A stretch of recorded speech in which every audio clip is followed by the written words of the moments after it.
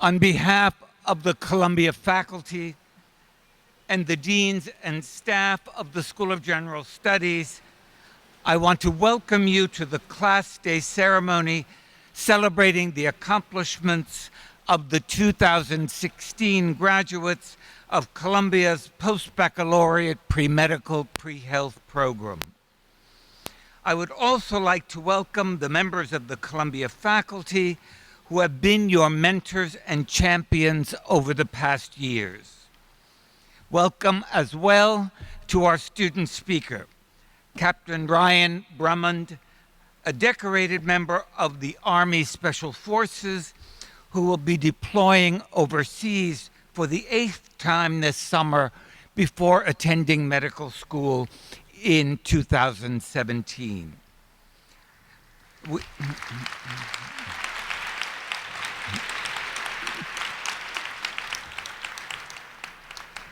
And we are especially pleased to welcome today our keynote speaker, Dr. Martha Welch. The Columbia Postbac program is the oldest in the country and designed to challenge students to achieve levels of distinction in the sciences that they never thought possible. Postbacs possess a passionate commitment to healing, which they demonstrate through incredibly hard work in their academic program and in their many hours of hands-on volunteer work. You are scientists, but also humanists, artists, and social scientists, all dedicated to the pursuit of knowledge and the alleviation of suffering.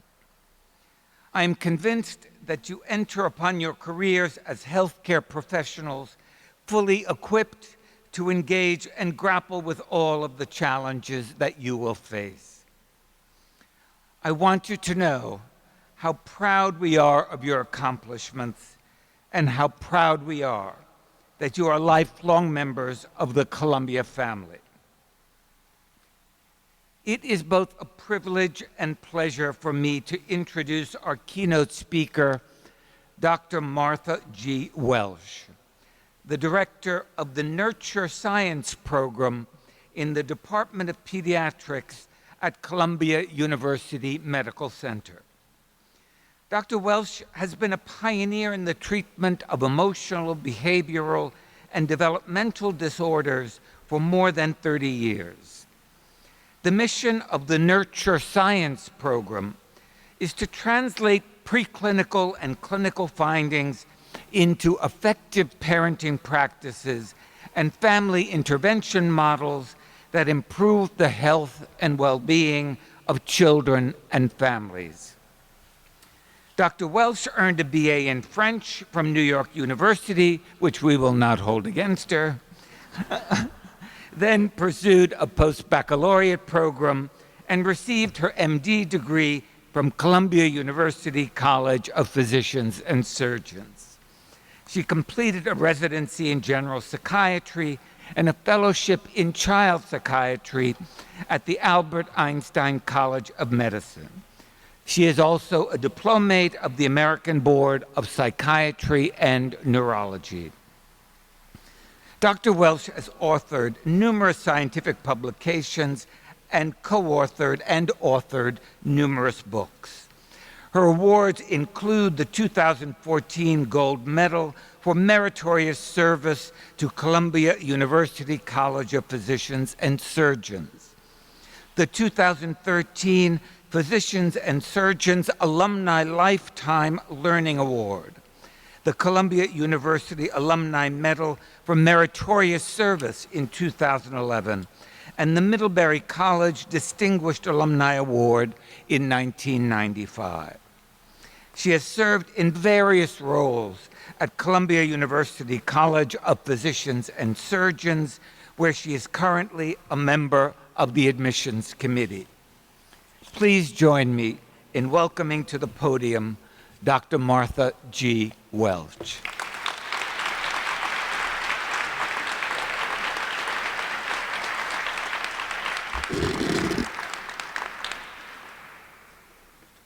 Good afternoon. It's a great honor for me to speak at the graduation of the Columbia University Postbac program. Many of you know I'm a big supporter of the program, and many Postbac students come to my lab for their internships. I congratulate you on this great accomplishment. I know from my interns what a difficult program it is, and I know a lot about your aspirations. Your presence in this program means that you are what's called non-traditional students. I was a non-traditional student too, and now I'm a non-traditional physician scientist. I'd like to tell you about my varied jobs.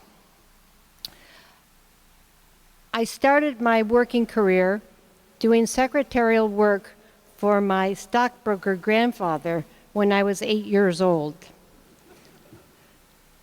I answered the phone, spoke to his clients, and addressed envelopes to send prospectuses to the clients. From this, I learned how to talk to people on the phone. I also listened to him talking to people on the phone. His clients would call him not just for investment advice, but for life advice. And I would hear him say, "That's a very difficult problem. I don't know what to say. But I can tell you what Grandma Todd would say." So they would call and ask what Grandma Todd's advice would be. I learned from listening to him how to give advice in a way that people could hear it. When I was 12, I was the highest paid babysitter in town. I was earning $3 an hour when the going rate was 25 cents. I learned from that parents appreciated my influence on their children. I also learned a lot about families. Then I was a model. I learned from that the importance of self-presentation, which in my current life is translated into a 3-page dress code for students wanting to get into medical school. When I was 17, I worked in a real estate company calling people to enlist listings that had expired with other companies. Because of my experiences on the phone at my grandfather's office, I was very successful in getting people to list with our company, so much so that the owner of the company asked me to get my real estate license as soon as I turned 18, even before I had my driver's license. So I learned from selling real estate that people could never have what they wanted. But I learned how to convince them that they could be happy in the houses I found for them because the houses met their needs. After that experience, I had other jobs, including teaching English to French-speaking African firefighters and policemen. I was not too pleased that I was a French major, which I'm glad I'm forgiven for. I thought it was sort of useless. But as my fluency in French increased, I was able eventually to treat Parisian autistic children, and that led to my research ideas. So I learned that every experience was life-enhancing, if not life-determining. At that point, I was still in flux. I wanted to be an architect. Then I wanted to be a French medieval scholar. Then I wanted to be an economist. Finally, on the day of graduation, I decided to become a physician. I went home, I told my dad, I'm going to go to medical school. He wasn't surprised, given my forays into different things, but he was disapproving. He said, if you're going to do that, you have to do all the courses in 1 year and get into medical school and go the next. I said, okay. Well, I had had 1 semester of inorganic chemistry, my first year of college. So I thought, well, I'll just take the second semester this summer.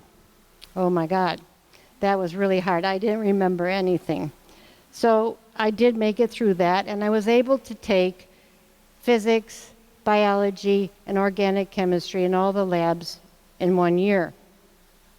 That was so hard that medical school didn't seem so hard after that. But the courses started in mid-September, and I had to take the Mcat October 2nd. Now, I'm sure you're thinking, what was she thinking? Well, I was so goal-oriented, I just knew I had to take the Mcat, so I took the Mcat. And unfortunately, it was all about lobster phyla, and you can't guess. So when I came to PNS for my interview, the dean of admissions said to me, "You could have done better with your eyes closed." That sounded terrible, because at that time they didn't tell you your scores, so I didn't know how bad it was. In fact, I never found out, but eyes closed, that sounds bad, right? But he said, "I assume, since you did okay on the rest of the test, that if you'd had the science courses, you would do okay." So I was accepted to the class of 1971 as one of 11 girls. Before medical school started, I was given a stipend to do research in black building. I was given the assignment to create a microassay for an antibiotic that was used in the NICU with preterm infants. We could only have a drop of blood, and no one knew how to do an assay on a drop of blood. So over the summer, I managed to create an assay that functioned, and then 25 years later, I found out that the head of that lab had won a 25-year career award, mainly based on my assay. So you're probably thinking, oh, how did she react to that? I said, yes, it means I can do research. So I went into medical school, and it was an incredible experience. And I'd like to tell you how I felt all that time. I felt surprised to be there and very thrilled the whole time. And now I've been on the faculty, the research faculty, for 19 years, and I feel surprised and thrilled to be here. Now you might wonder, how did that happen? How do you get from French to medical school to private practice for 25 years and then to bench science? Well, when I was in my fellowship, we were assigned to read ethology. I read Jane Goodall, and it seemed to me that the highest nurture chimp mothers raised the most successful offspring.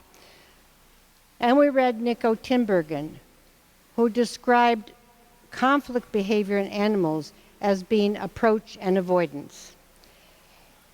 When I was assigned to a nursery for autistic children, I looked at these children and I saw just that, approach avoidance behavior. Of course, I didn't know what to do. I was told this was a hopeless condition, so I was just scratching my head. And one day, a light bulb went off in my head. I said, high nurture will convert avoidance behavior into approach behavior. And I spent 25 years using a therapy based on that idea. All the while, I was attending the annual PNS alumni reunions and listening to the scientific sessions and thinking about mechanisms. Well, I had a mechanism. I thought that nurture peptides were accounting for the profound effects I was getting in treating the patients I was treating. So I decided that I would go to the bench and research that idea. Well, coming out of 25 years of private practice, guess what? I was the laughingstock of the medical center. They called me the Grape Juice Project. Okay, I was a laughingstock for a while. Unfortunately, the while lasted a few years, and I actually got 3 stress ulcers. But after a while, I got a patent. I got a patent using nurture peptides to treat inflammatory bowel disease. No more laughingstock. And I then had the opportunity to do clinical research. Together with my anatomy partner from medical school, Raymond Stark, and another great colleague, Mike Myers, we decided to do a randomized controlled trial of my family nurture intervention in the NICU with preterm infants. Now, Raymond Stark, whose name is Buddy, said I would never show a difference. Why he was willing to help me, I don't know. But together with a whole bunch of people helping, we managed to do a very good randomized controlled trial with very robust findings. I was able to make it through all this naysaying because I'd already had naysaying all my career for any idea I had. Now, what were the results, you might like to know, in these preterm infants? Brain changes, 30% more brain activity at term age in the frontal lobe, and then looking at slopes over time, very significant results in every brain region. At 18 months, better cognition, language, attention, and a marked decreased risk for autism. A decreased risk for autism. The average is 1 out of 4. We had 1 out of 10 in our treatment group. If I had more time, I'd tell you the hot off the press results from today if somebody wants to talk to me about it. We almost fell off our chairs. In any case, we also have extended to the preschool age group with family nurture intervention, and our pilot study showed a 40% reduction in behavioral problems so far. And it's very exciting work. Of course, you hear a lot more from preschool children than you do from preterm infants, but our very first case, a little nonverbal 2.5-year-old, after his first session, calming session with his mother, said appreciated. So it's very exciting work, and all the postbacs I have are riveted to our daily findings. So all the while I was keeping up my bench research, gut mechanisms, and you're probably wondering, what is a psychiatrist doing in the gut? Well, psychiatry was wondering that too. So I sort of left psychiatry and put my program in pathology and cell biology, where my ideas were most welcome. And eventually into pediatrics. So the gut was important because the patients I was treating, which were autistic children and orphans from the world's orphanages, had gut problems and inability to use nurture until they had my nurture intervention, and then they could use nurture and their gut problems resolved. So it turns out the gut was a good target to look at, and now we know that these nurture peptides are probably acting on the effects of nurture through anti-inflammatory and anti-stress mechanisms. You should read my papers. So that morphed into a nurture science program, which Professor Dean Ahn described to you, which is a multidisciplinary team looking at biological underpinnings of nurture and looking at evidence for nurture interventions. We think the mechanism is co-conditioning, conditioning the autonomic nervous system of the mother and the child to respond to each other with calming. And this then leads to co-regulation and emotional connection. Co-regulation, not self-regulation. Everybody will tell you, get people to self-regulate. They don't understand that we're not just humans, we're mammals. Co-regulation. Now, what made it possible for me to have this kind of path? Passion to help people, first of all.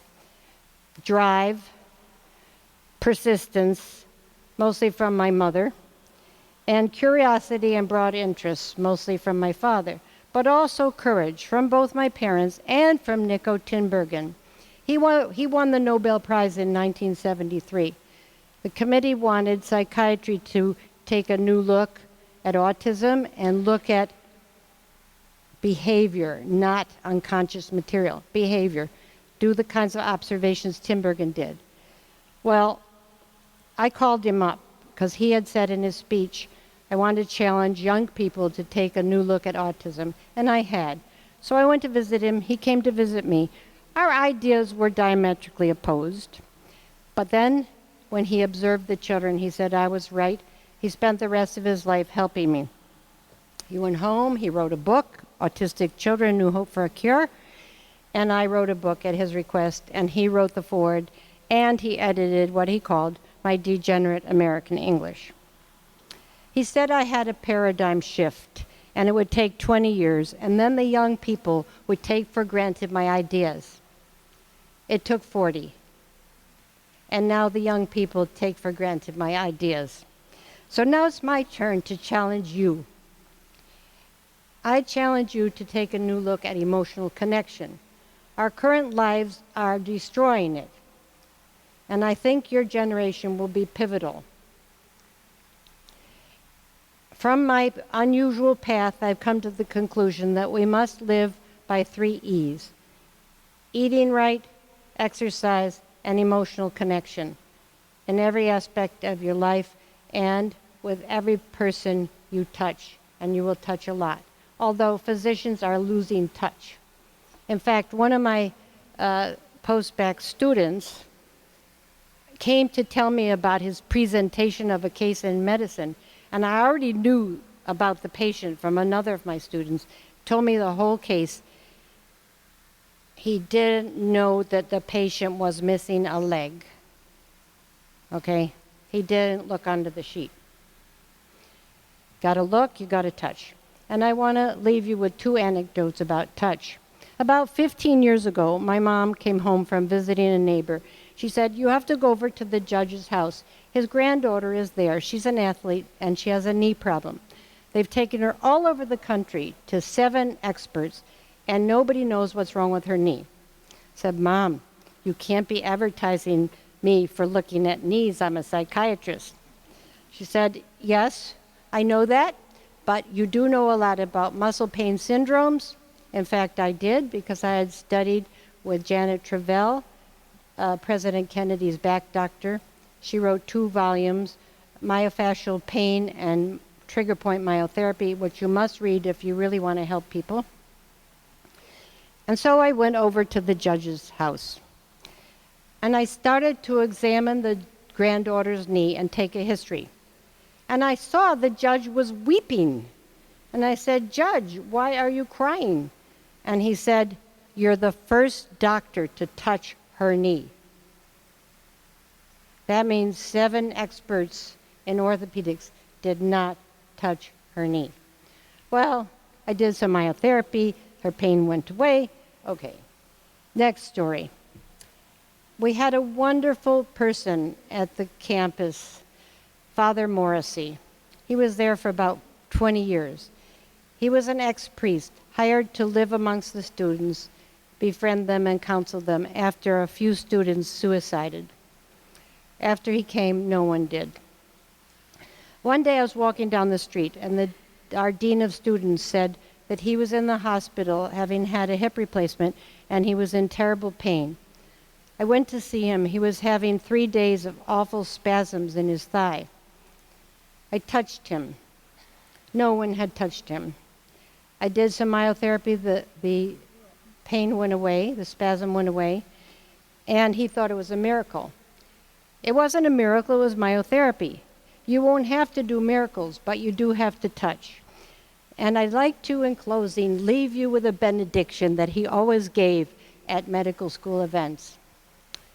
Be of love a little more careful than of anything else. Be of love a little more careful than of anything else. Thank you.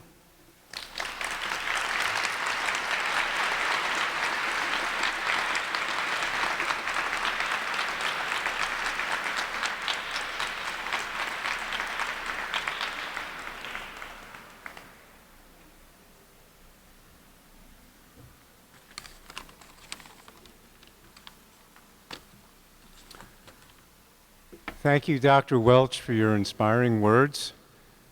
Good afternoon. I'm Andrew Sunshine, Director of the Postbac program, and the time has come to celebrate the postbacs who have just completed Columbia's preposterously difficult, allegedly impossible pre-medical curriculum, the source of their superpowers in the years to come. In a moment, I will summon each of the candidates to this podium to be congratulated by Dr. Welch and the faculty and to receive their alumni pins from Emily Frey, Postbac 2015, who will matriculate this fall at the University of Chicago's School of Medicine. Before doing so, let me give a shout out to some of the members of the academic entourage.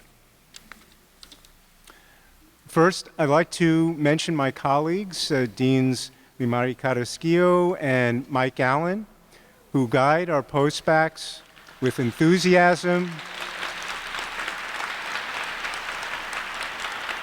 with wit, sagacity, empathy, and fondness. Secondly, Dr. Niels Dua, he's seated in the audience, he's been mentoring hundreds of postbac research associates at New York Presbyterian Hospital for nearly 10 years. Maybe it's longer by this point. He has been a great friend and advocate of our program. Finally, I want to acknowledge Professors Deborah Mauschwitz, Joel Gersten, Lisi Hazen, Joseph Ulickney, and all other faculty, present or not. Thanks to their erudite teachings, our candidates will begin their professional studies better prepared than graduates of any other institution. Let's express our gratitude for their scholarship and their commitment to our students.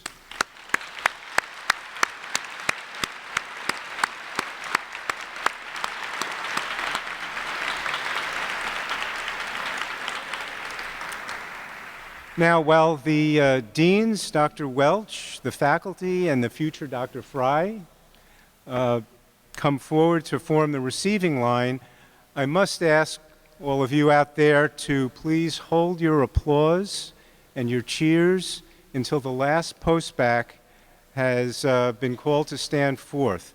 We want to ensure that every name sounds clearly as the candidates cross the podium. It is now my privilege, and indeed my thrill, to summon each of the candidates to podium by name. Erica Udow, Max Pensack, David Leeds, Ryan Brummond, Renee Hahn,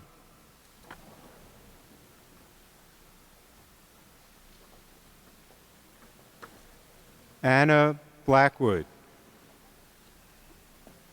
Roberto Nolan Mora,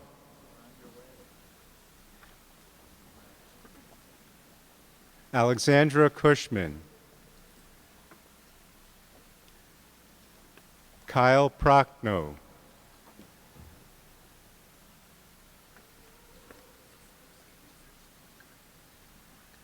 Sarah Andrew,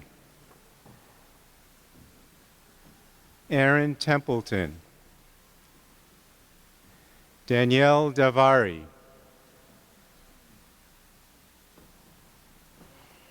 Kristen Lau, Mary Ann Reeves, Alexander Sokol, Richard Wargowski,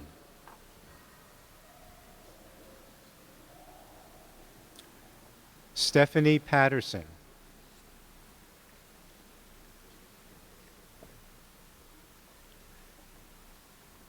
Andrew Heinrich, Dennis Chen,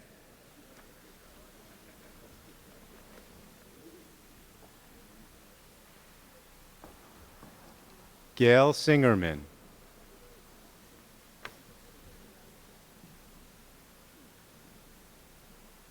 Molly Forlines, Eve Swiersky, Alexander Thomas, Juliana Gamino, Anne Yakubian,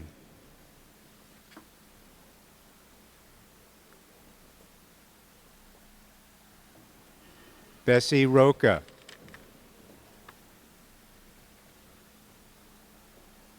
Melissa Paris Hughes,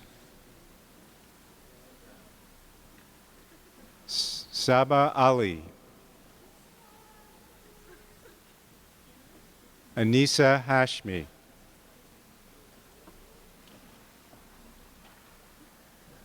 Aida Abdul Majid, Elvia Jimenez Ramos,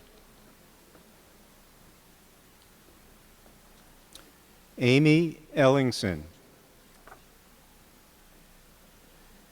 Joanna Sherbakova,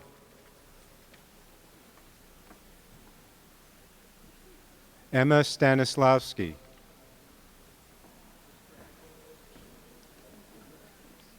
Jenny Seufer,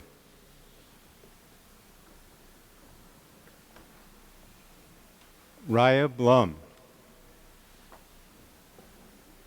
Miranda Blanco, Juliana Elcouri, Victoria Perez, Jessica Steer, Raviv Markovitz,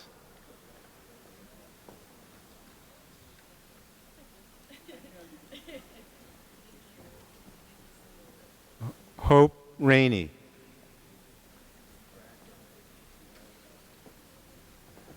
Alexa Mink,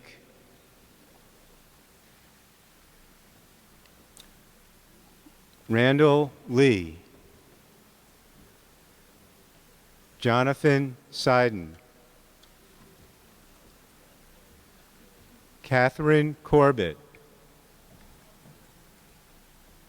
Rachel Reingold, Ella Cornell, Breezney Tejada, Lindsay Castle-Roscom, Charles Gillahan, Yaakov Gershfeld, Sarah Bowler,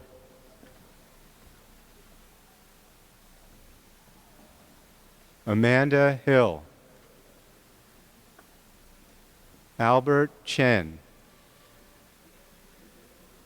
Justin Scipiora, Lauren Palette, Christopher Kaler, Leslie Spitzer,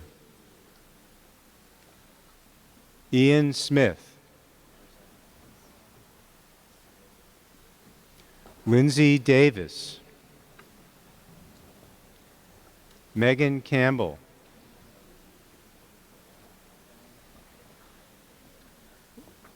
Lisa Tan,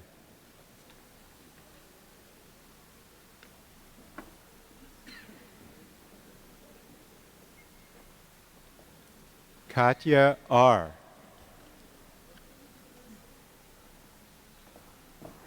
Noel Calvello, Emily Chapman, Benjamin Rothschild, Benjamin Lombardo, excuse me, Tracy Shi, Stephen Matsuoka,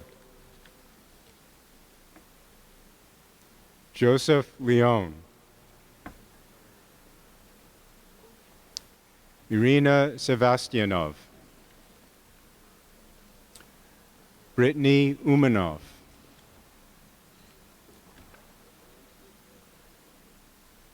Allison Roach,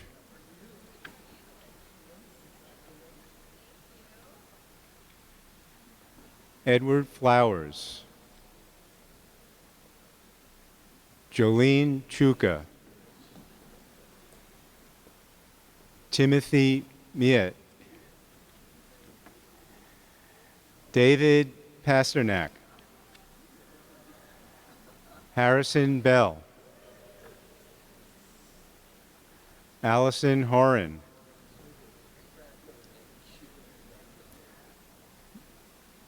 Michael Arton, Michael Rubin, Christian Gabriel, Adam Connor, Stephen Hoffer, Chloe Sukas,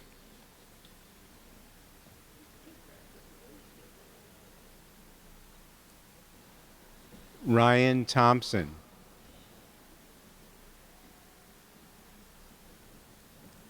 Kyle McCormick,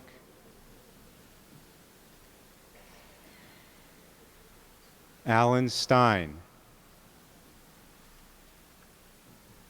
Kevin Richards Adams, excuse me, Elliot Wish,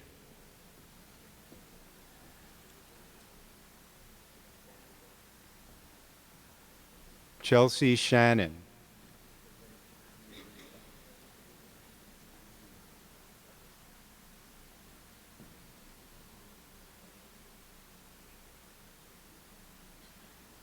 James Wong, Alexandra Naidis, Matilda Solinger,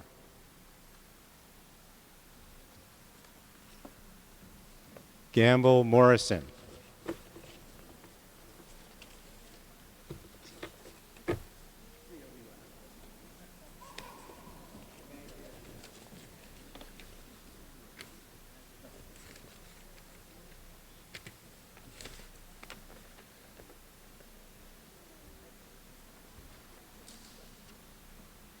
All right, let's hear it for the class of 2016.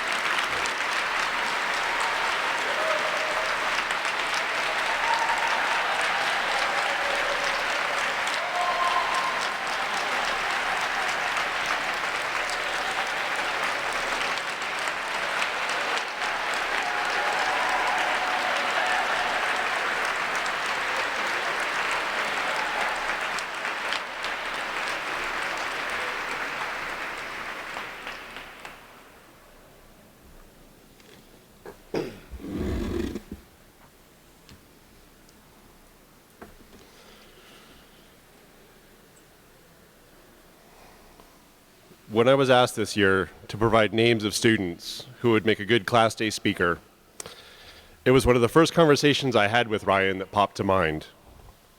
In that conversation, as he was preparing to move his family across the country, Ryan asked me to explain to him why the School of General Studies had said yes to him when so many other programs had said no.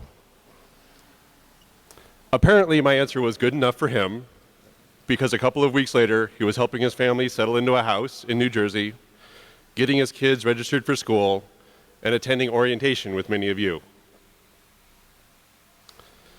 The full answer to that question is far too broad to fit into the time I've been given today. But I'd like to give you a sense of why Ryan was chosen to speak to you at the triumphant conclusion to your coursework and at the beginning of your journey into the foreboding abyss of the application process. In spring of 2003, upon graduating from Mcat University with a degree in computational mathematics, Ryan was commissioned as an officer in the United States Marine Corps. For the past 12 years, Ryan has served his country across continents, countries, campaigns, and conflicts. He's been recognized with numerous awards and commendations, including a Bronze Star and the Marine Corps Achievement Medal with a V for Valor. In 2009, however, Ryan decided that the U.S. Marine Corps was no longer hardcore enough for him. And so he transferred to the U.S. Army to attend the Special Forces Qualification Course. 18 months of what is regularly described as one of the most psychologically, physically, and mentally challenging training programs in the world. At the end of this training, having earned his Green Beret, Ryan was selected by his peers and his instructors to receive the Class Leadership Award, what he describes as one of the highlights of his 12-year military career. Ryan describes the Special Forces as an organization that thrives on helping others, specifically selected, trained, and equipped to assist foreign forces in their own struggles. Working with people to help make their lives and situations better is what Ryan loved most about his work with the military, no matter where in the world it took him. Nothing illustrates to me Ryan's commitment to helping others better than the way he has helped the Afghan interpreters who worked with his team in Afghanistan as they have struggled to navigate our immigration process and get themselves settled into our country over the last couple of years with their families. This past summer, Ryan and his wife Melissa opened their home to one of these families to help them get back on their feet and off to the best start possible on the path to becoming a citizen of our country. As a postbac at Columbia over the last 2 years, Ryan has proven time and again what a good bet he was for us. He has worked as a volunteer in the emergency department and as a courtesy volunteer at Englewood Hospital in New Jersey. He and his wife have recently welcomed their 4th child, Isaac, into the world. At the end of June, Ryan will be returning to Afghanistan with his reserve unit for what we all hope and pray will be a safe and uneventful 6-month deployment. Please join me in welcoming Ryan Brummond to the stage.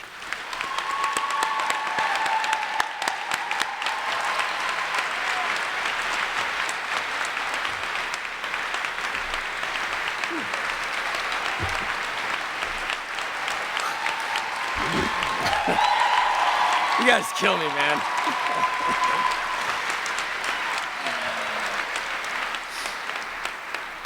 Ooh, that sympathetic nervous system, huh? How about it? Thank you, Dean Allen, for the introduction.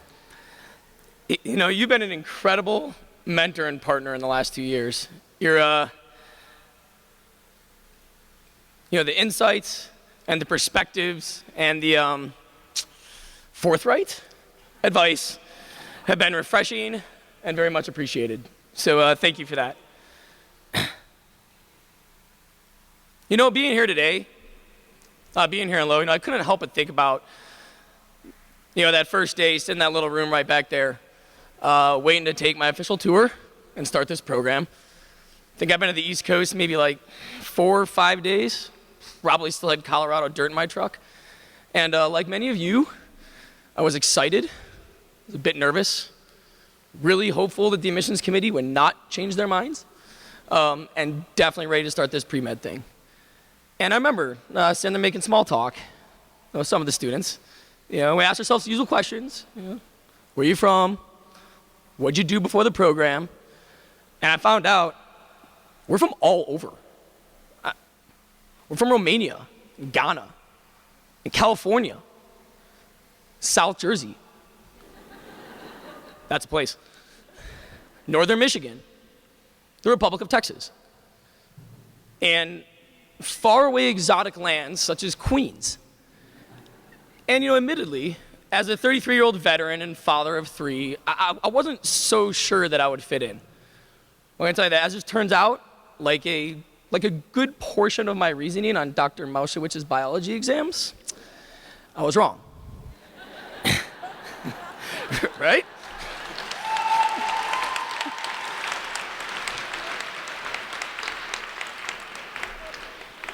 And in the last 2 years, we've synthesized molecules together in lab, we've drank together in Bernheim, and we have most definitely worked our fingers off together in the libraries.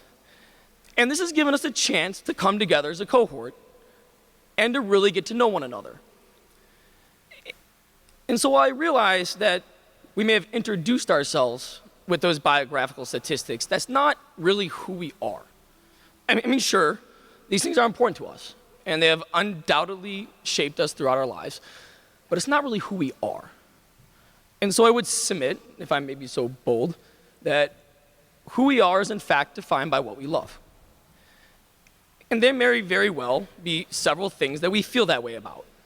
And whether it's wood-smoked barbecue, sitting in the grass on a sunny day, or perhaps this deep, deep passion for figuring out what happens to an ion channel when you lyse the membrane and flip it inside out, and then you centrifuge it upside down on Mars.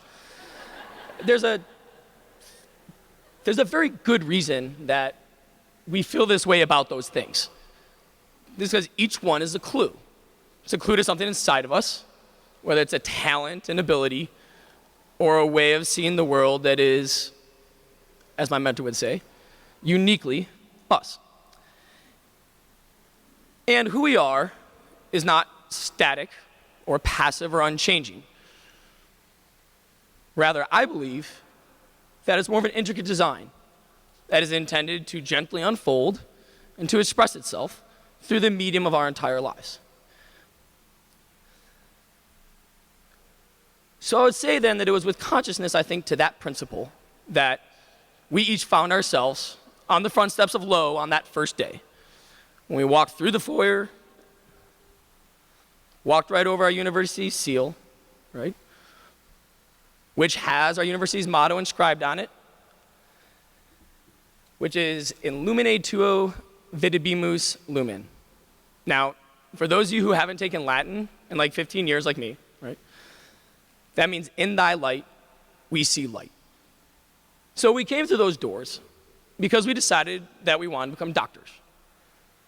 But still, I would say that we're more than aspiring physicians and dentists and veterinarians.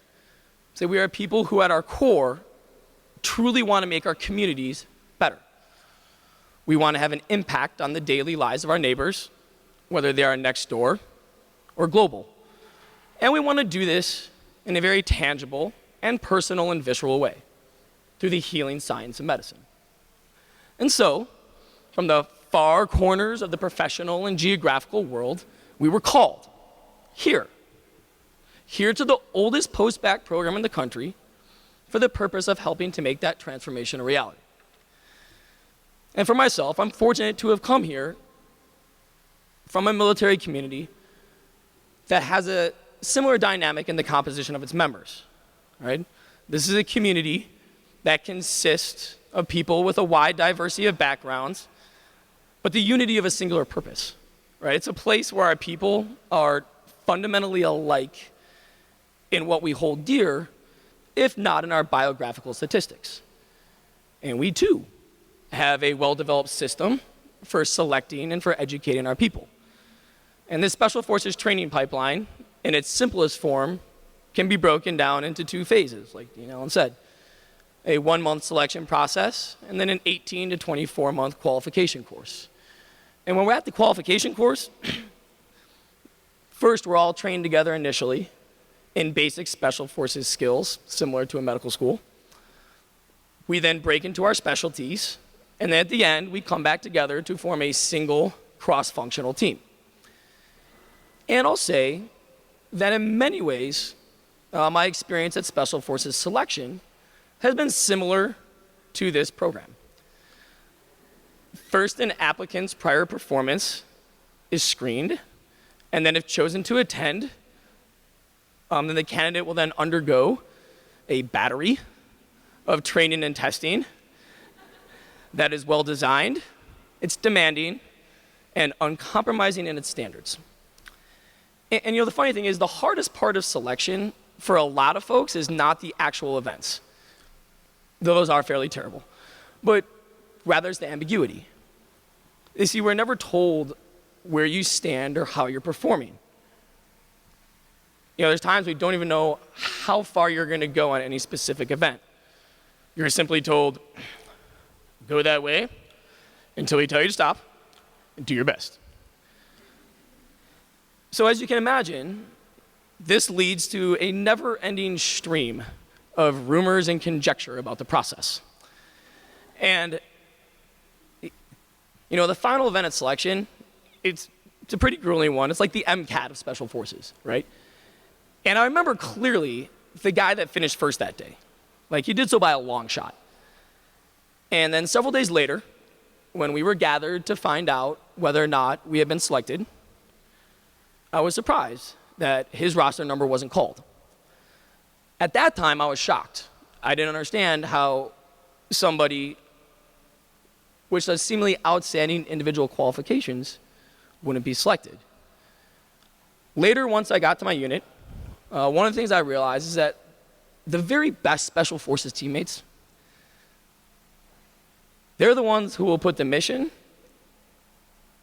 they'll put the mission and each other above themselves. And while there is a strong sense of brotherhood in the teams, this isn't entirely tribal or, it's not entirely tribal or altruistic. I mean, practically speaking, in the most difficult of times, we are far better together than we are as individuals. I mean, sure, you know, there are, of course, individual standards that each operator has to meet, and these standards are high, as will be the case with medical school, I'm sure. However, it's been my experience that there will always come a time when that task at hand is so daunting, or when the environment is so challenging that no one person can do it alone. And so for this reason, there's a whole lot more to the Special Forces process than physical or intellectual metrics. Because teamwork matters a lot. And I'll say that as a result of this very same process, you know, I've had the distinct pleasure of working with some of the finest people around. The kind of guys that'll reach over a cliff and will pull you back. The kind of people that are waiting for you at the airport when you come home. And I'll say that I'm grateful for having had the opportunity to call them teammates. And just as the Special Forces candidate's journey is not over at selection, neither is our healthcare journey over today. There is so much more ahead. And if my previous experience has any bearing, I suspect that some of the biggest challenges are yet to come. And still, we've accomplished something important today. We're here. We're here at the end of this phase, and that's no small feat. And now, for most of us, we wait to find out whether or not our roster number will be called. And guys, I know this part is hard. I know all too well the uncertainty and the trepidation that awaits us in the coming year. But I would say that in a larger sense, I would say that I also understand what awaits us on the other side. And I'd wholeheartedly say that it's worth it. All the best things in life are. And so in the next year, if you find yourself at a moment of doubt, I'll just tell you what was told to me. Actually, exactly 24 months ago this week, sitting at my kitchen table in Colorado and wondering if I should be so bold as to apply to a place like Columbia University in the city of New York. Go for it. Make them tell you no. And it will be at that moment that you'll have to remember who you are, who you really are. And so therefore, I would ask you to try and remember that which you love. That love of compassionate service to your fellow man. That wonderful thread that, in the last 2 years I've discovered, weaves through this entire cohort. And let that light guide your heart at that moment, right? For in thy light, we see light. The light of a life lived with purpose. The light of a life where we dared to say yes, throw our names in the hat, and say, I desire this challenge. I accept this challenge. And I will totally and completely commit myself to it because I understand that I am part of something bigger than myself. And ladies and gentlemen, what a life that is. I'm happy to have shared these 2 years of mine with all of you. Thank you. Thank you for that opportunity. I am proud to have been on your guys' team here at Columbia. What a journey it's been. And you know what? The best journeys, They're the ones that answer questions that, in the very beginning, we didn't even think to ask. And so I'd like to leave you with a question posed by my favorite philosopher, the immortal Winnie the Pooh. How lucky are we to have something that makes saying goodbye so hard? And so going forth, guys, I wish you all the very best. I wish you all the best. May God bless you and your endeavors. Carry the light with you wherever you go. Thank you.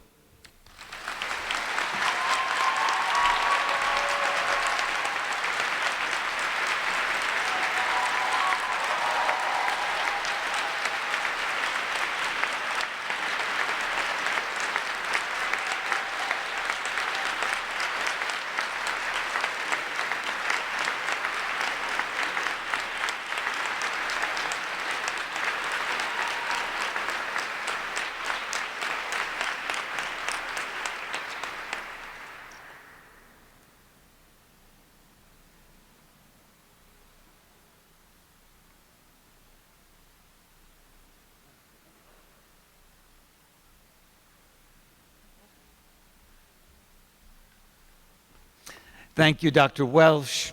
Thank you, Ryan. And thank you all for your accomplishments, for your extraordinary humanity, for what you have contributed to the Columbia community over the past several years. I hope you will stay engaged with one another, with the broader Columbia community, and we look forward to cheering you on as you continue your journey. Congratulations. And congratulations to the parents, families, and friends who in so many ways have made this possible. Give them a...